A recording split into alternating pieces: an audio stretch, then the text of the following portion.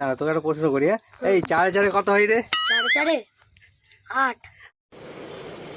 अच्छा ठीक है समझ गया 8 8 8 এ 8 8 16। शाबाश बेटा 16।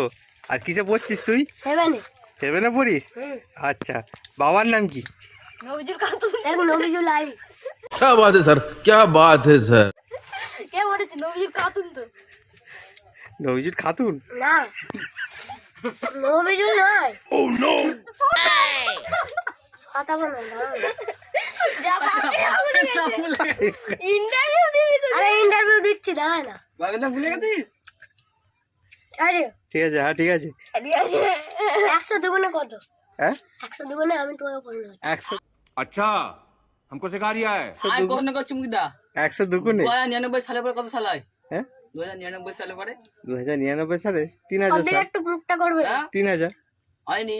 অর্ধেক একটু ফেসটা করো। তোমরা দুজন চালাতে 2000 ক্যামেরাটা অর্ধেক একটু করো। আর 2099 পরে কত সাল হয়? 2100। তাই তো? হ্যাঁ এইটা ঠিক বলেছো। 2100।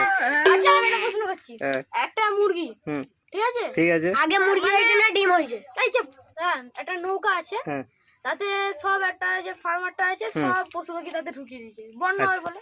হ্যাঁ তারপরে একটা মুরগি উঠেছে, হ্যাঁ তার পেটে ডিম আছে, এবার সে ডিমটা ফেলবে, মানে তার পড়ার সময় হয়েছে, ঠিক আছে?